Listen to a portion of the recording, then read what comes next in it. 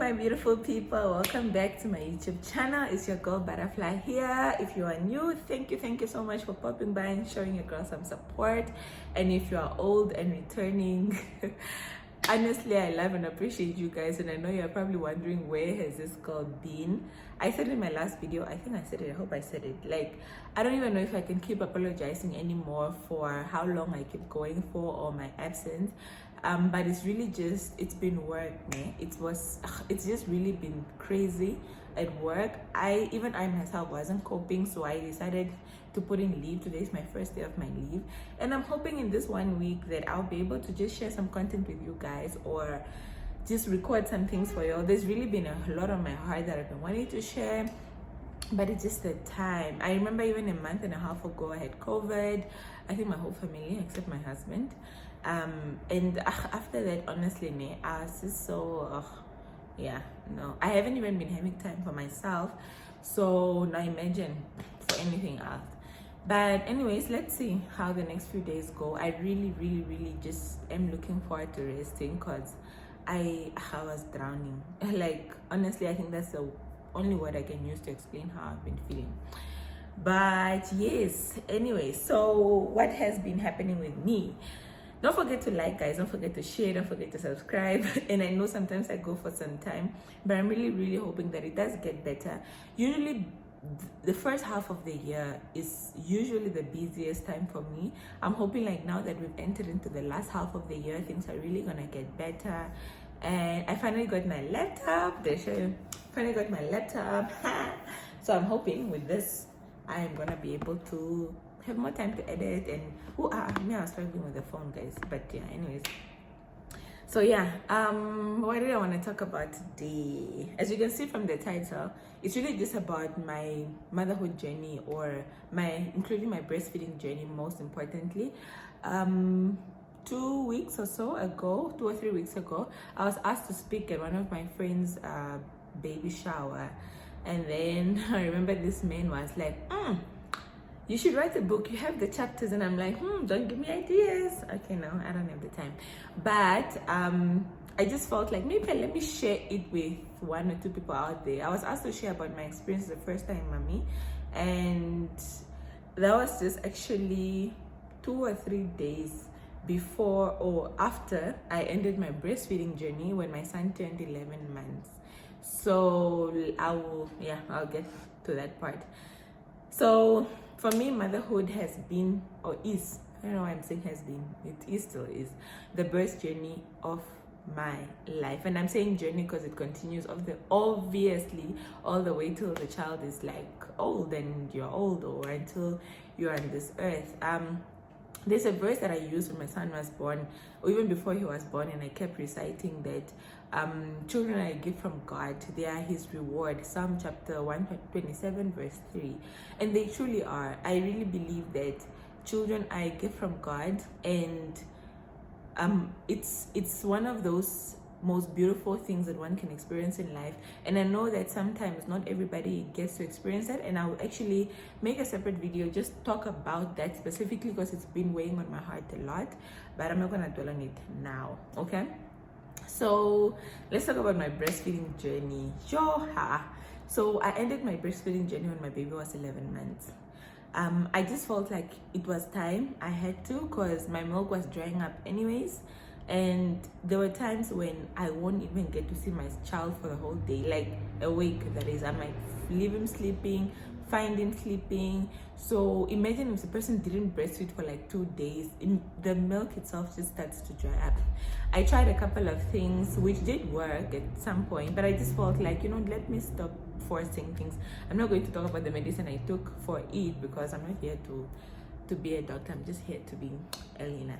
So my breastfeeding journey started off very challenging. I won't even lie. Like, I probably spoke about it in a few of my videos before, but the first thing, already day 1, when I was discharged from the hospital, I had like a lumps in my armpit, where milk ducts basically that were engorged or swollen or whatever. So my doctor asked me to pass by their practice for the nurse to to like massage them. Yo guys, I cried. She even gave me injection for pain, but it did not help. Those things were painful. Like my guys, honestly, I would never ever judge anyone complaining about pain relating to breastfeeding. That was so painful. Like, sure, okay, fine. We got home. I think that was day 3 post-op, because I was not operated, and then few days, I think 2-3 days, the nipples are starting to hurt, man. It just kept getting worse. Like, it started becoming sores, like almost like it's flesh. I don't even want to be graphic, but no, to the point where my mom is like, okay, you know what, just try and pump, and I will breastfeed the baby through the night. I'll feed the baby that milk through the night. But obviously my boy was always eating, so that milk would finish, and maybe just like 4 or 5 hours later I'm forced to breastfeed again. And it became so dreadful. Every time this child cried wanting to feed, I cringe. I just want to crawl inside. Like, I just want to cry. Like, honestly, it was not easy. So it can be challenging. It's not the same for everybody. I know my sister has had a smooth breastfeeding journey for her kids. For the most part, yeah. But looking back, like 11 months ago, looking back at this journey, I am glad that I continued with it, that I stuck through it, because I really almost gave up, and I was just like, no. And I do know that some people do decide to just give up and resort to formula, and I'm not judging anybody, not at all. Obviously, breast milk is the best. If you can, do it. But if you really can't, don't even beat yourself up. It's not like you're feeding the child poison. You're not the worst mommy. I'm saying now, if you don't have the milk, if you don't have the milk. But if you do, and you're going through what I'm going through right now, what I was going through 11 months ago, stick it out. You won't regret it. It does get better. I did mention that I saw a lactation consultant, Doreen Vorinder. I don't know if I'm pronouncing it right, but if anyone wants to know, you can ask me down in the comment section, and I'll let you guys know, and I'll put down her contacts as well. She did help, because she's like, sometimes it's the latching that is not correct, and sometimes there are some positions that do make it easier. But yeah, just try. It does get better. It really gets better. But I'm struggling. So yeah, my milk started drying up eventually. My stash finished when the baby was about 7 months, so I started supplementing with formula. So I'll breastfeed, and then when I'm at work, he'll take the formula. And then but it was just, even when I weaned my son off, I know some people, when the weaning process is hard, and the kid just wants to be on the breast, or the breasts are engorged and they're painful. I felt nothing, he felt nothing. We just moved on with our lives. It's basically a matter of just not putting the breast in his mouth anymore. But yeah, so yeah, basically that's it. So my mommy journey, I spoke about the 4th trimester before. If you haven't watched that, you can watch, I think I made a part 1 and part 2 of my videos. I did mention part of the breastfeeding pain then. I spoke about postpartum blues, postpartum depression, which is real, is really real. And I do believe that if you do feel like you're experiencing that, there's a difference between the two. You can look it up, and if you do feel like you're going through that, please do seek some help. You can get help, and it doesn't make you a bad mommy at all. It's all just part of the process, part of the hormonal imbalances, and it gets better. Honestly, it gets better. There are certain things that happen, or mothers do, when they give birth in this country or just worldwide, that I didn't understand. Like, for example, wouldn't you want your own child? You get. But when I finally understood postpartum depression, postpartum blues, it's real. Honestly, those mothers need help. It's not a matter of judging them or bashing them or making the situation even worse. It really is real.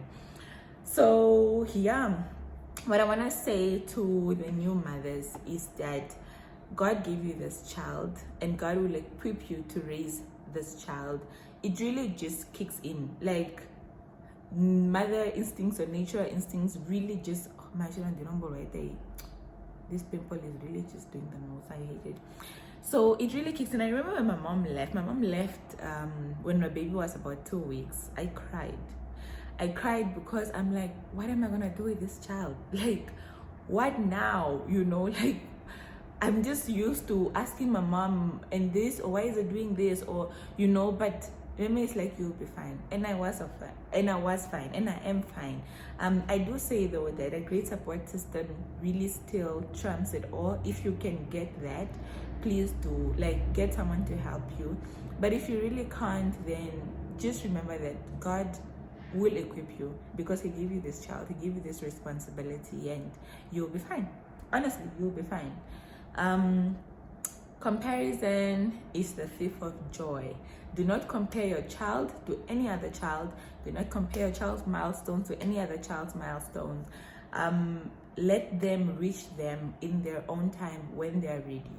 I do know some people making comments, for example, like my son reached a lot of his milestones very early, like sitting upright, maybe it was about 4 months or so. I don't even think I have to dwell in it, because I don't want it to be another thing of another mother maybe wondering, why isn't my child doing this yet? Your child is perfectly fine. Allow your child to reach their milestones at the right time. For as long as you, like, I'm sure your child goes for checkups or for their vaccinations, and they ask questions, oh, is it sitting, or is it standing, or is it doing this, and things like that. For as long as they haven't picked up anything wrong, there's really nothing. It's because someone's child started standing at 6 months, and your child started standing at 10 months, it really does not matter.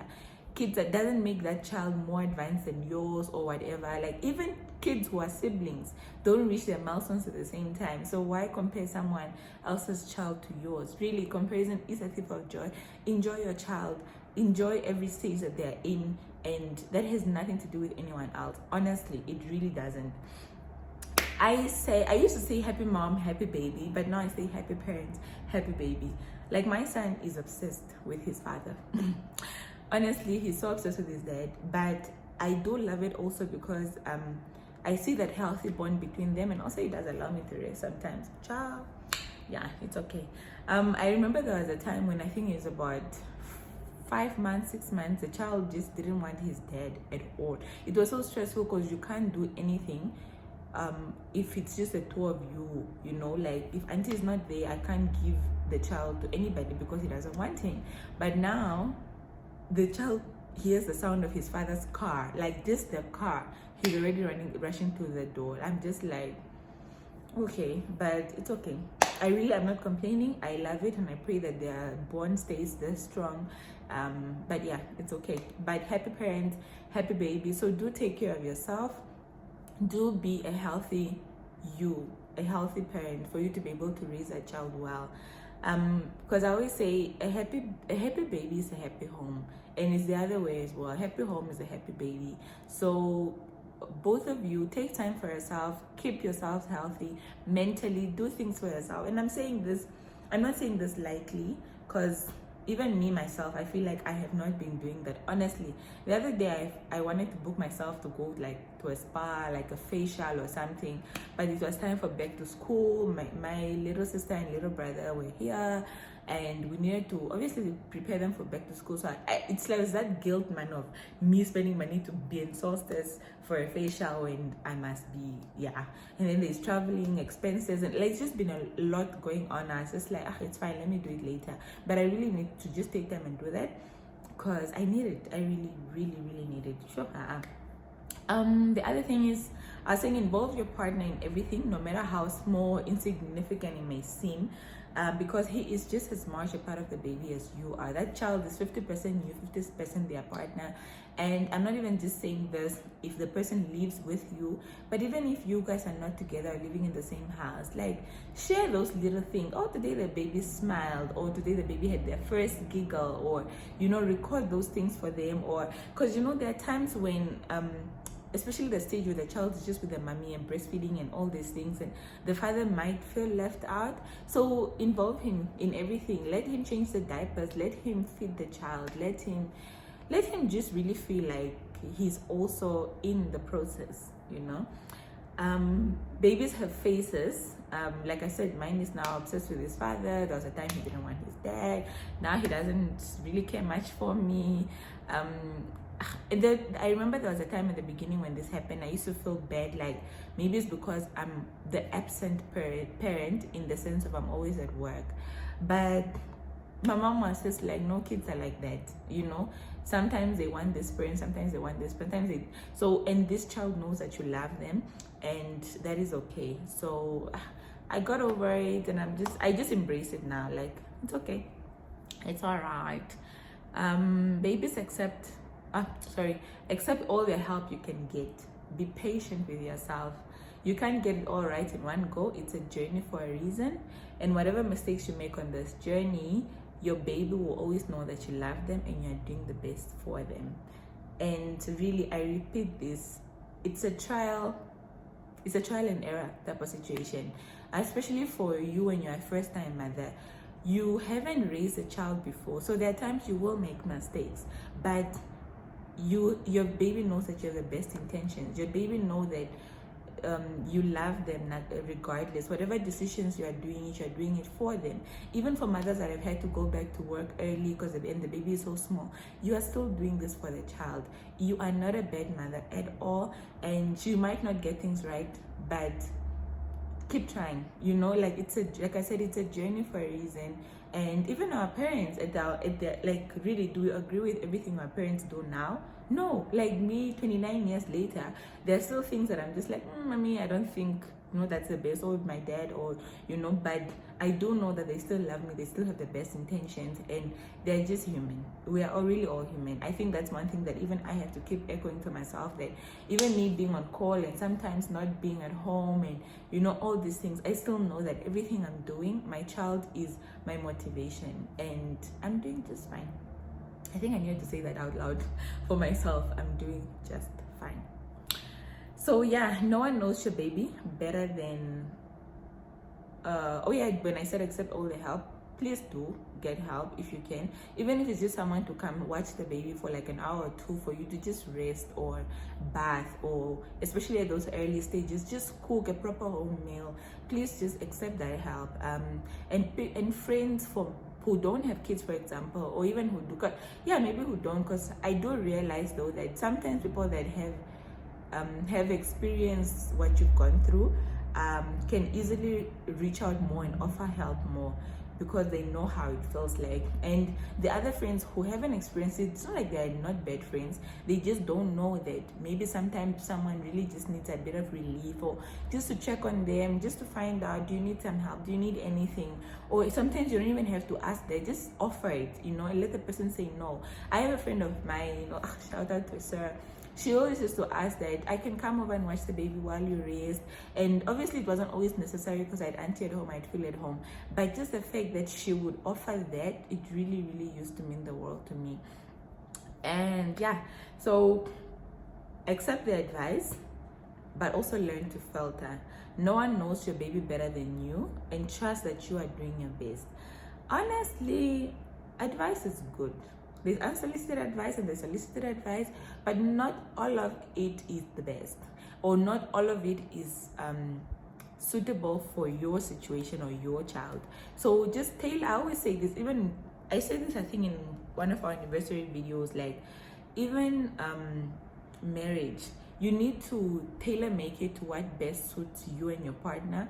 And now I say tailor make it to what best suits you and your child, or you and your family. Like I always say, take it like a cloth, like a plain cloth, and you cut it into the outfit that best fits you guys. It's not, the situation won't work for everybody.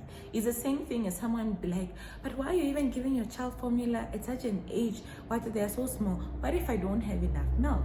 What if I have to go back to work and I don't even have the luxury of coming to pump or giving them the milk these?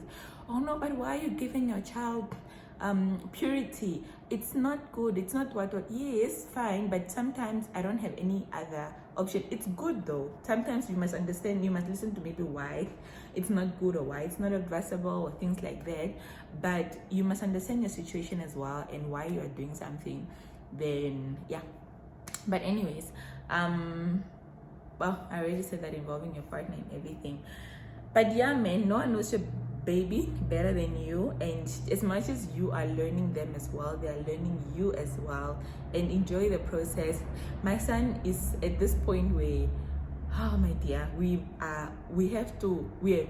baby proof the house, but you discover something else that he has discovered as well.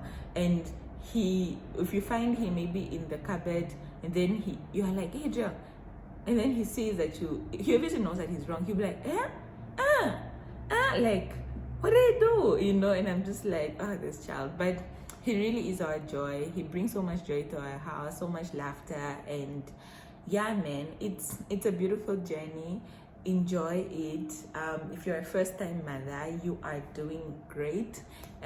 You'll be ready for the next one's even. Okay, I don't know, but anyways, so yeah, guys, that's all I wanted to share with you guys today. Do share your experience, your mommy experiences, your breastfeeding experiences. If you can leave a comment to encourage a mother out there.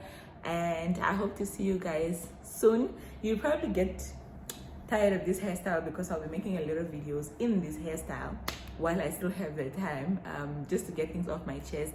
I know I even owe you guys a book review that I have to finish up. I really want to do that because that book has like gems, man, that need to be shared. But yeah, thank you guys for your continuous support. Thank you for subscribing, for liking, for sharing, for commenting, for being a part of the Butterfly family. And yeah, until next time, goodbye.